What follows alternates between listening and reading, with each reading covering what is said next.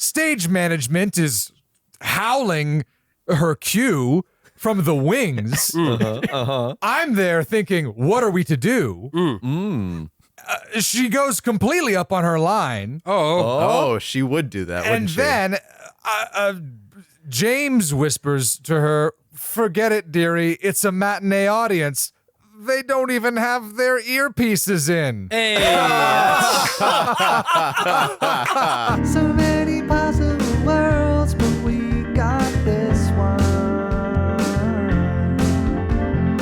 So many possible worlds, but we got this one. Welcome to the worst of all possible worlds, the first and only podcast that's got all of these funny theatrical anecdotes for all your funny theatrical anecdote needs. I'm the worst of all possible Brian's. I'm the worst of all possible AJs. And I'm the worst of all possible Joshes. And we are joined here today by Graham Techler, a guy who previously appeared on this show many years ago when Stephen Sondheim was freshly dead. In our saddest episode I think we've ever recorded, we're all on the verge of tears for most of it. So we're so excited to have you back. Such a horrible tragedy that a 90-year-old man might pass away. Yeah. That was a devastating conversation, and I'm very happy to be back here under happier circumstances. So thank you for having me. You are here to talk to us, not about your illustrious work in the theater as an actor, as a playwright, as a contributor to The New Yorker. No, none of Which those is not a things. theatrical thing, but it's also a thing that you do. It's true. He's very funny, folks. You've probably read one of his articles. You may not even realize it. We're going to link so many of them in the description.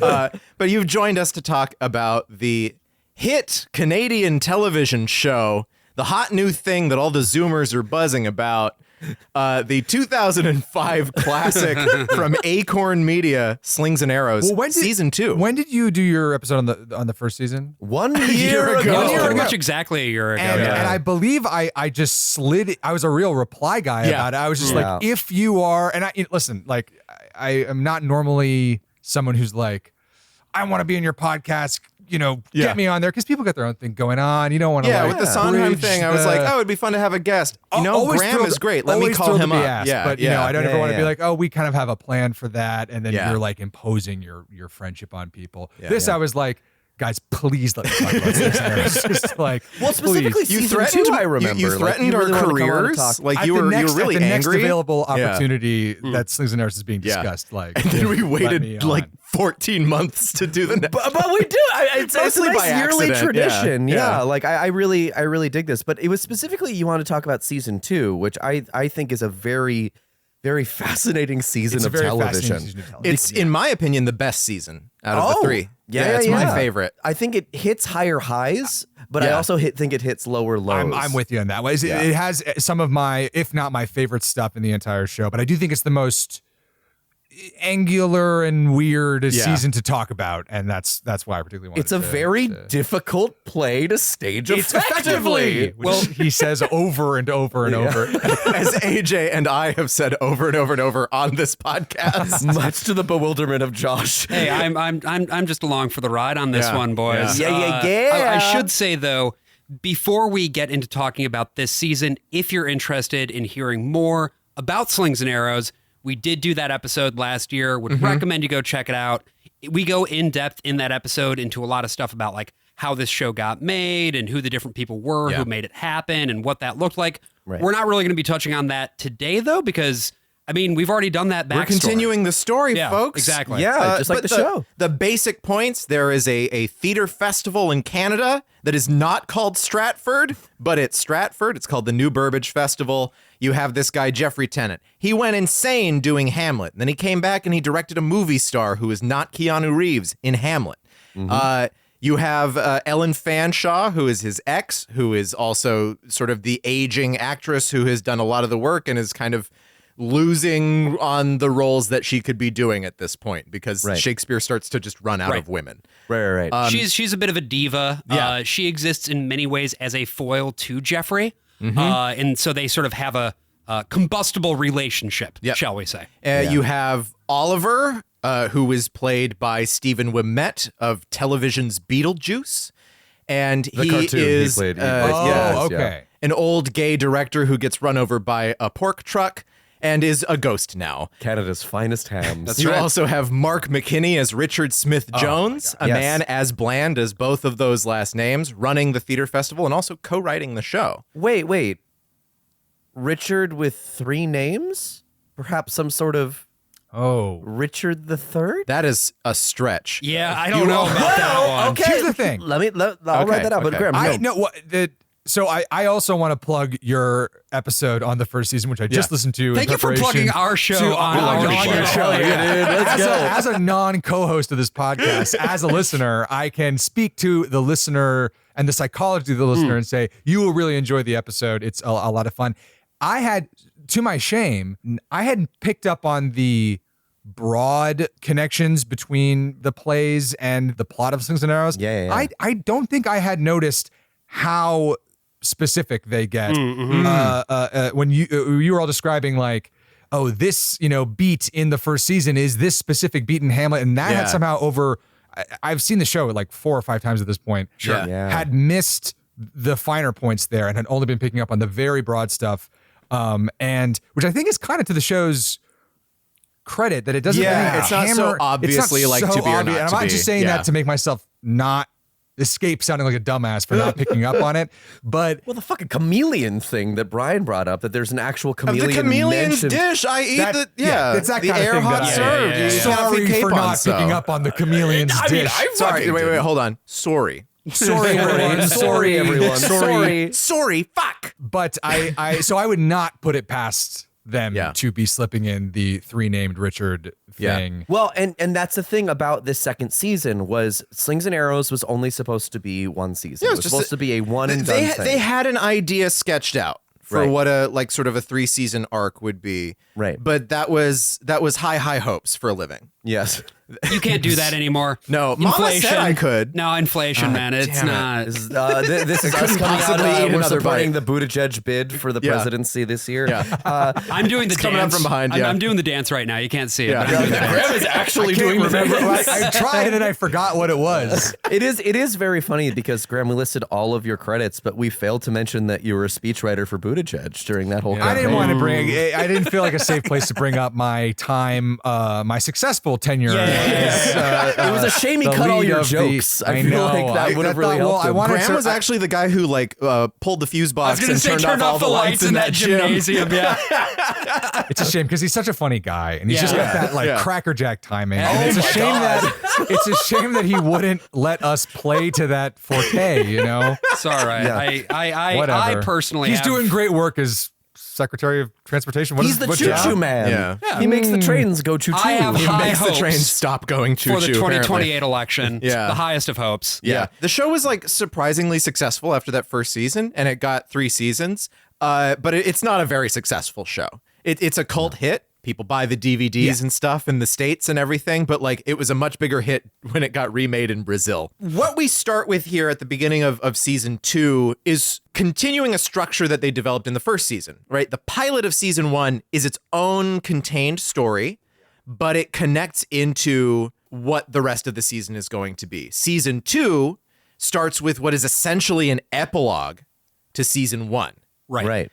And mostly this is because they are figuring out a way to get rid of Rachel McAdams because she became extremely famous. Yeah. Have you ever heard of the film Mean Girls? That they came out, I think, the same year this season Mean did. Girls and The Notebook came out the exact same year as season 1 of Slings and Arrows. It's incredible that Rachel McAdams didn't die on the way back to her home planet. That's the way of getting rid of her.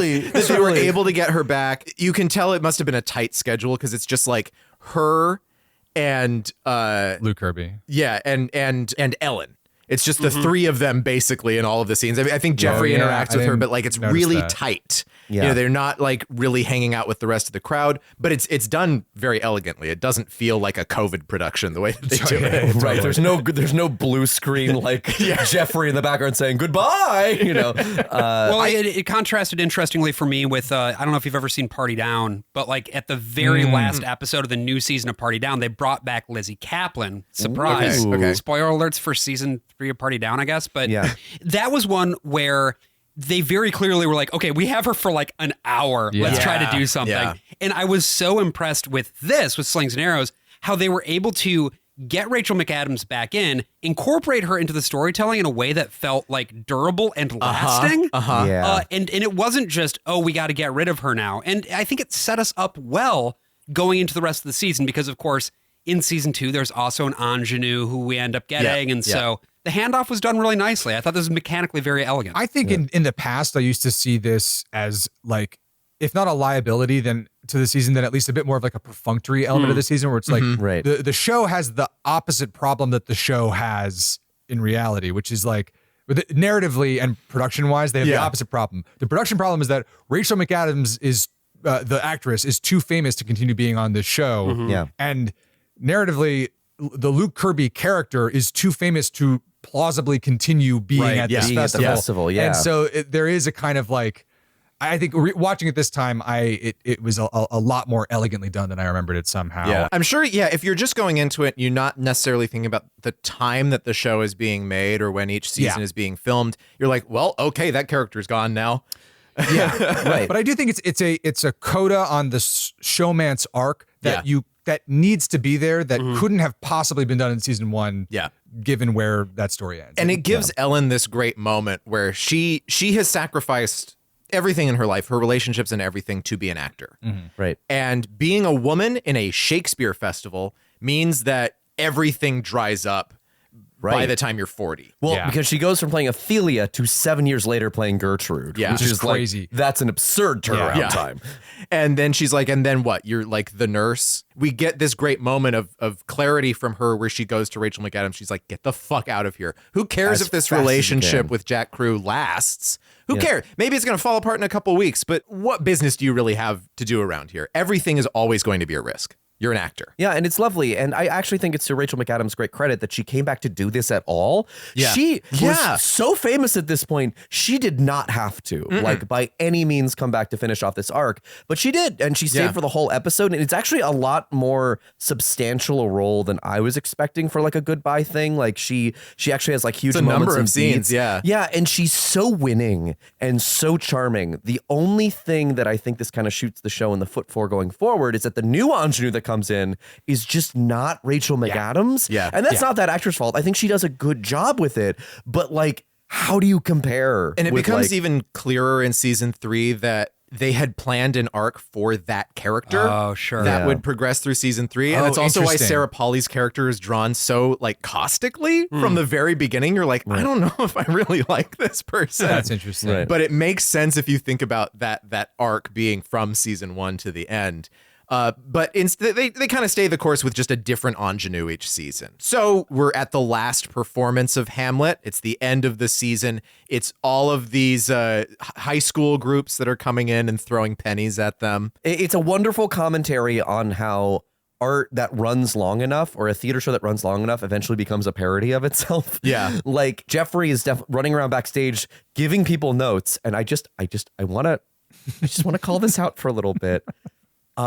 This is the beginning- last performance. This is a matinee that's closing out the season, and the director of the show is still giving everyone notes in between scenes. In front of a bunch of students who are Throwing chucking pennies. at the stage. Directors don't do this. Just don't do this. I mean, there's equity rules against it. Like, directors are not allowed to actually do that after a certain point. But this is also the beginning of us re-examining Jeffrey as a character, whereas in season 1 he was mad, but he was also right. So smart. He was so smart, and he was going to be the big strong man to come in and fix the play. The only and, like, person like bring art thinking back. outside the box. You know, everyone's so stuck in their ways, That's and now right. it's like he essentially breaks every rule of directing at a certain point. But he Like, gets results, damn it. He does, but I think that what this show is very smart about is that because this is an adaptation of Macbeth, it allows Jeffrey to be more monstrous. And I think a lot of people, like, when I was younger, what I took away was, Jeffrey's right. He has like all these sort of like madcap things, but he gets results. And now that I watch it, it's like, oh no, the show also understands that Jeffrey is behaving quite badly. Yeah, I think if you look at like the authors of the show and you see the interviews that they've done, they're trying to make him more like anti-heroic, but I think they do kind of fail at depicting him that way. I agree. Yeah, I see what they are attempting to do, But this is something that I think, talk about on this show quite a bit is like, well, is the finger on the scale a little bit? Do they want you to like this guy a little bit too much? And I think in this show, the answer is yes. But I also think this is something that we'll be able to unpack a bit more as we go on and talk about some of the specific things that Jeffrey does. Yeah. So as we go along with the business side of things, we're here with Richard Smith Jones. He's begging for money from a water bottle company. I wanted to talk about the water bottle guy, Peter Kelligan. Have any of you seen, I know there was a lot of discussion of Aaron Sorkin on the last episode about this show. Have you seen the Canadian Newsroom? There's a Canadian newsroom? There's a show called The Newsroom. It is completely unrelated. It is not the American Newsroom is not an adaptation of it. Okay. But it is essentially Canadian Larry Sanders Show, but about a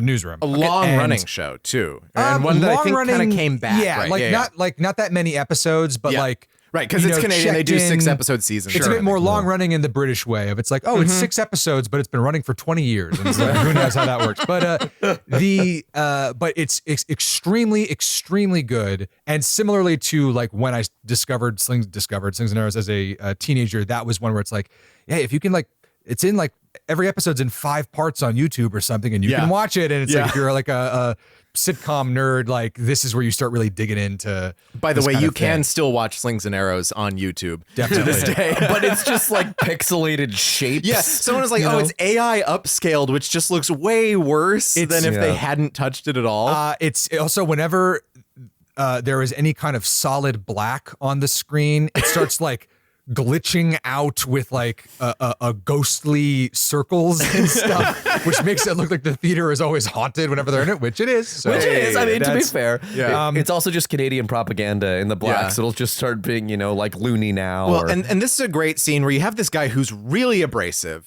He's purely like just a scumbag businessman. He talks about the fact that he just sells people water, a thing you can get out of the tap for free.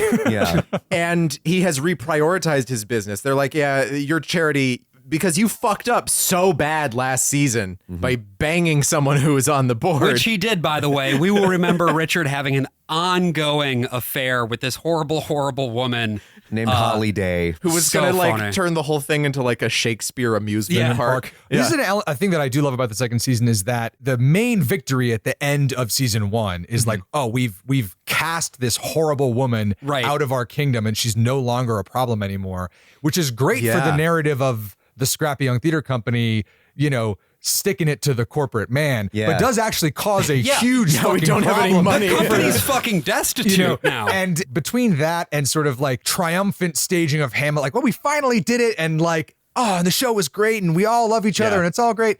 The natural course of just, at a certain point at the end of the run, you're all kind of sick of each other. You're very tired. It's a long play. You got to figure out what to do with your showmance with Keanu Reeves, and it's just like, I like that all of the problems they're facing down at the beginning of this season are natural extensions from their victories at the end of last season. It's not just like, it's not like the thing of like they'll do, I don't want to throw a show I like under the bus, but something like Justified, where it's like, no, and now there's a new criminal from out of town who's here to take over. 24 does that a lot. Like, they just smash the reset button, basically. Or like create a new. The seasonal big bad. The seasonal big bad, which they do that in the form of casting, and from a different angle. So it's not just like a water bottle guy from the newsroom is there to replace Holly as the money man. Yeah, Richard doesn't antagonist. fuck the water bottle guy. No, he's a guy actually like the secondary protagonist of this season. Water bottle guy is a guy who actually cares about the business side of things, sees how incompetent Richard is, and is like, look, you're on the ropes, man. You either shape up or ship out. And I'm going to be happy to go along with this. And it's fun to watch Richard flounder. I mean, it's fun to watch the Kids in the Hall's own Mark McKinney. Yeah, he's just so talking about like funny. How much he hates the Paralympics. And it is funny also just watching Richard once again be cucked. If you start like grafting on Macbeth to this season, it gets very complicated very quickly. There's so many subplots in this season that it gets to the point where I can't even keep track of most of them. they're being a little bit more free with this. It's also, it almost seems like maybe the creators don't necessarily like the play of Macbeth very much. Like, I don't think I agree with that, but okay, let's makes you say follow that? this. I think it's more just about the amount of times that Jeffrey's like, it's a very difficult play to stage effectively, and then it's a lot of this thing is like debating the merits of Macbeth as a play. Is it a action slasher movie, or is it the story of one man's descent into madness and violence and like how evil affects us?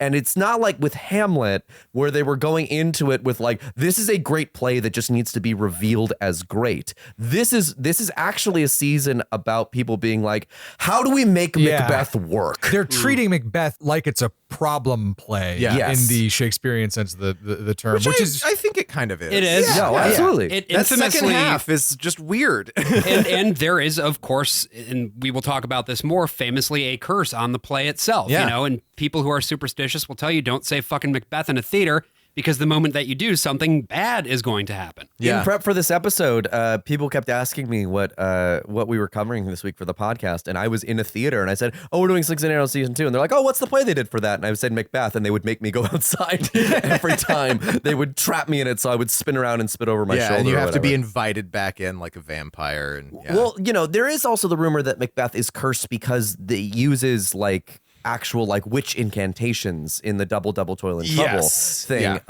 which we also used in the play that we just closed. And so everyone was like, well, is this play also cursed? Quotations from Macbeth are also supposed to be like bad news. You don't want to get into that. Yeah. But, you know, we love the theater. We love our superstitions. We love our healing crystals.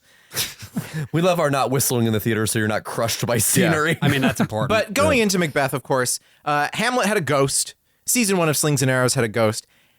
Macbeth has witches. yes. Witches. AKA decrepit old subscribers who are allowed to come backstage to hang out with people after the show. She must have a lot of money. Question mark? Yeah, she must be a donor. So we have, and the witches, there are three, the strange, the weird sisters. And here we have Moira, which is, of course, the name for a Greek sister of fate, the Moirai.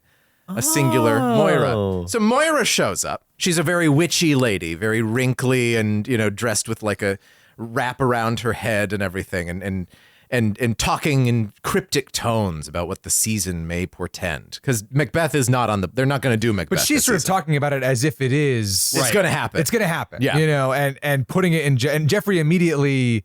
So is the metaphor here that she is putting like kingly ambition in his head from that moment on, even though he's saying, I don't want to do it, I don't want to do it, he kind of can't stop engaging with the idea. Well, fate intervenes, right? It's not his choice to do Macbeth. It's because they get a big star, and so then the executive director is like, well, who cares about Troilus and Cressida? Henry Breedlove is just available now. Yeah. Right. Yeah. And Henry Breedlove, we find out, is the same actor that Oliver, the ghost, that he wanted to work with when he was alive. Yes, exactly. And Oliver had never done Macbeth.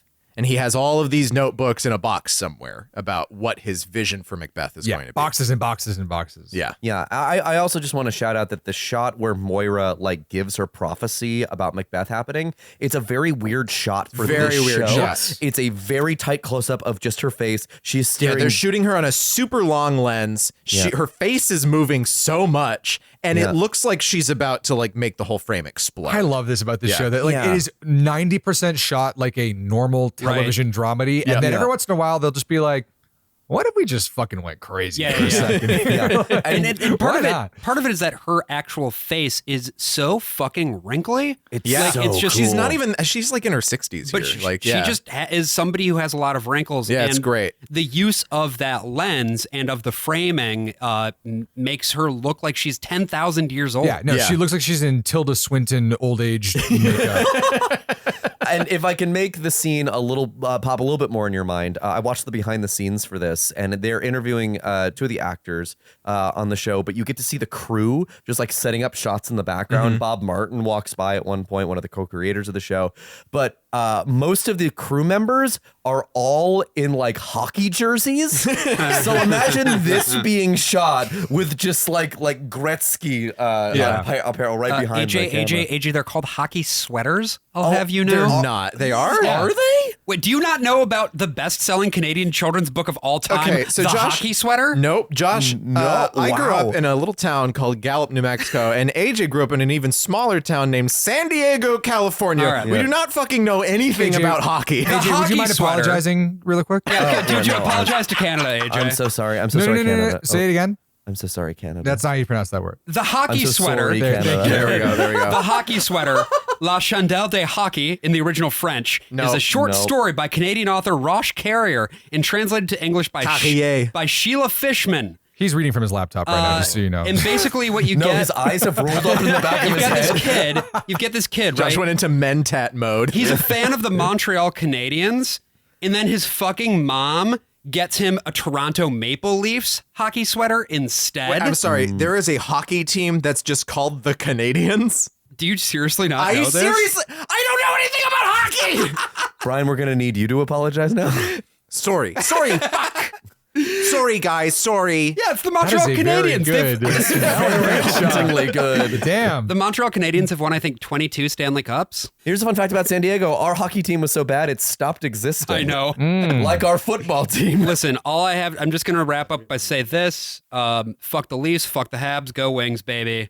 We Fuck can keep, the Canadians too? Or do we hate them? those the Habs, yeah. The what's?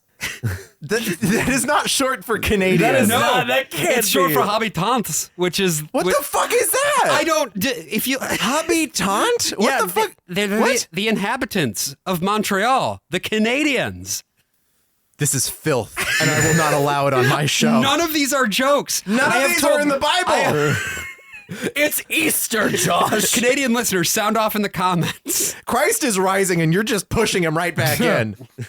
I'm sorry. Wow. I'm sorry, our Lord and Savior Jesus Christ. I Put do, the Christ I do back in know. habitants. Okay. I do know that hockey has intermissions. Between the periods, yeah. Yes. Do they call them that? They Yeah. call them intermissions because Ah. they're homos. One of the people that Jeffrey kind of crosses in his constant note giving is Brian. Brian. Alfred. Me, Yeah. Brian Alford. A new character. Am I not mistaken? An old character. Yeah. he was on the But first he's season? played by a different actor, I think, in season 1. There's a brief moment where Jeffrey is like doing his flashback to when he did Hamlet. And you see Claudius in- Claudius is yeah. Brian. He's like, oh yeah, Brian was back there. Right. I don't know if this is an intentional reference to longstanding Stratford guy Brian Dennehy, but he sure looks like Looks him. a lot like Brian Dennehy. Well, yeah. this is Leon Ponal. I'm assuming he also probably had his stint at Stratford because every Must have. Canadian actor of prestige tends to float through Stratford at some point. Sure. Especially on this show. Right. And he actually he passed away a year after this season aired. This was one of the last wow. things he Rest ever in peace did. to a real one. Yeah, he was in Dead He's Poets so good Society. at it. I love Yeah. this character, and I always forget every time I watch this show. I see him, I'm like, oh, this fucking guy, the Yeah. famous secondary antagonist of the second season of Slings and Arrows. Yeah. and I always forget that there's like a lot more to him, and that he Yeah. plays a much more interesting role in the overall narrative. Yeah, because than here I he's the expect. old guy. He's got friends back in his dressing room while the show is going They're on. like He's drinking champagne. They Yeah. want to like basically, they're calling it a rap. Yeah. Right. Yeah, but- much to Jeffrey's chagrin. Yeah, he's But- like, why don't you care? But Brian's right. It's like, dude, you got to let this They're thing throwing go. pennies Yeah, at yeah. us. Yeah, no. It's also like that Jeffrey doesn't have anything else. Yeah. Right? This is all Yeah, Jeffrey he doesn't have a has. romantic life. He doesn't even have a ghost hanging around anymore. He's just got Hamlet. Not yet. Oh. And Brian, who has like been essentially a lifer at this festival, Right, yeah. has the opposite problem where he has like just a life. Like Yeah. he is just living his life, which is good. It's Everyone just a job, should yeah. live a life and have a job and stuff, but they could not be more far apart from each other ideologically about how Yeah. to treat this It's play. sort of like the central conflict of this season becomes this aspect of like being a professional and being an artist. It reminds me of the last season of the other two, where he goes Right, on to yes. the set of Law and Order, and it's like a whole Pleasantville Pleasant Flight is a situation. fantastic Right, episode. yeah. God, it's so good. It's a brilliant episode. And, So yeah. you could say that the main theme of this season is ambition and what it does, what your relationship to your ambition, artistic or otherwise. No! Are you seeing a dagger before you? Is that a dagger? See, No, it's a something. microphone. That's a microphone. Oh, okay. Yeah, it's just sort It of is sharp, dagger. though. Yeah, it's very sharp. I'm bleeding. Ow, I cut myself on the microphone. We get this interesting, again, they're trying to get to the anti-hero aspect of this. We get this conversation between Richard and Jeffrey. Richard's all business, Jeffrey is all art, and Richard has to bring him the ugly business thing. Right. We have to fire actors. We have to do layoffs. We have to downsize because we don't have money. And what does Jeffrey say in response? Hell yeah, dude. Fuck yeah. Let's do Let's it. fucking do it. What- This what- Brian guy's pissing What me off. bloody business is this? So many possible Hey there, you are listening to a preview of a premium episode of The Worst of All Possible Worlds. If you'd like to listen to the rest of this, head on over to our Patreon. That's patreon.com/worstofall. And you can listen to not only the rest of this episode, but our entire backlog of premium episodes, bonus episodes, and if you subscribe at the $10 tier, you will get an extra episode of the podcast every single month. Again, that is patreon.com/worstofall. Hope to see you there.